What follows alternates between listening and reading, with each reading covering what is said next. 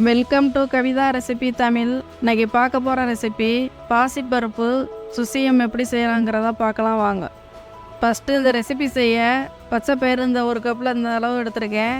ஒரு கப்பு பச்சை பயிருக்கு 2 கப் 1.5 கப்பு நாட்டு சர்க்கரை, மைதா, அரிசி மாவு இதை வச்சுதே செய்யணும். இப்போ எப்படி செய்யலாங்கிறத பார்க்கலாம். ஸ்டவ்வை பற்ற வச்சு கடாயை எடுத்துக்கோங்க. கடாயை சூடானதுக்கு பின்னாடி இந்த பச்சை பயிரை சேர்த்து லைட்டாக நல்லா வறுத்து எடுத்துக்கோங்க.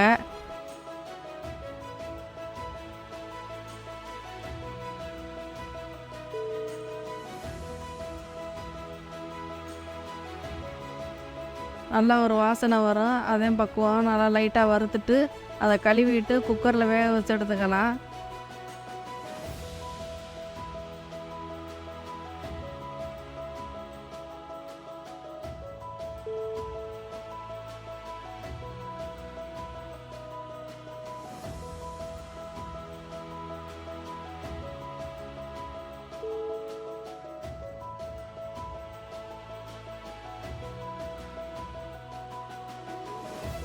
இப்போ இந்த பச்சை பயிறு 1 கப்பு பயிருக்கு 2.5 கப்பு தண்ணியுடைய அளவு.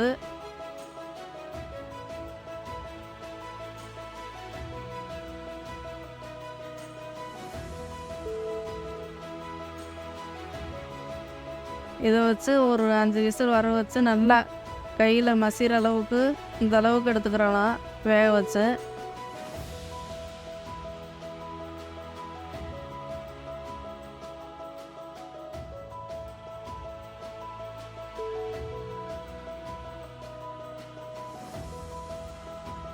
அப்போவே மைதா மாவோ அரிசி மாவையும் நல்லா தண்ணி ஊற்றி நல்லா இந்த மாதிரி தோசை மாவு பக்குவத்துக்கு நல்லா கலந்து வச்சுருக்கோம்.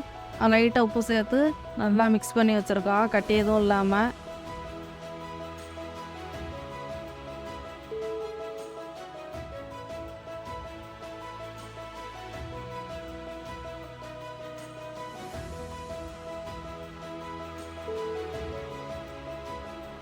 இந்த பாசி பருப்பு நல்லா வெந்துருச்சு. இதை மற்ற வச்சு இந்த மாதிரி மசிச்சு எடுத்துக்கிறேன்.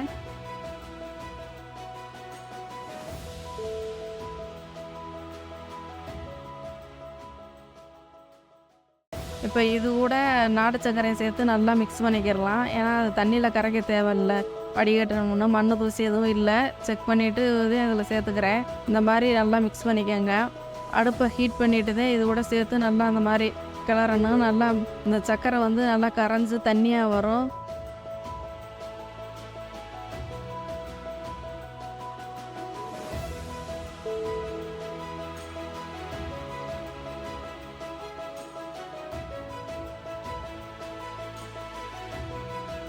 கொஞ்சம் லைட்டாக தேங்காய் துருவல் இருந்தால் சேர்த்துக்காங்க.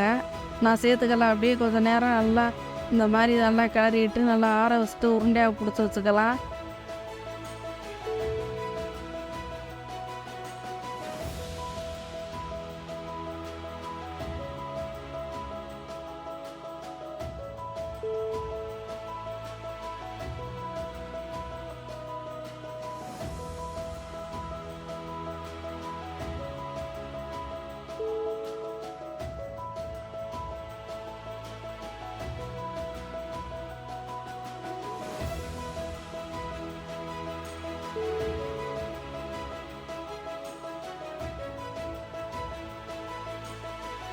இப்போ உருண்டையாக பிடிச்சி வச்சுருக்கு அந்த பச்சை பயிறு பிடிச்சி வச்சுருக்கோம்ல, இதை வந்து உள்ளே அப்படி முக்கி எண்ணெயில் போட்டு பொரிச்சு எடுக்கணும். இப்போ கடாயை எடுத்துக்கோங்க. கடாய் நல்லா சூடானதுக்கு முன்னாடி தேவைக்கு ஏற்ற மாதிரி எண்ணெய் சேர்த்துக்கோங்க.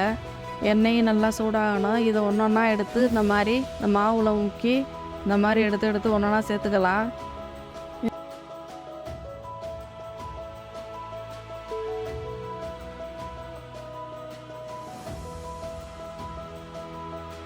இப்போ இந்த இது நல்லா வெந்துருச்சு. இதை தட்டில் மாற்றி எடுத்து வச்சுக்கலாம்.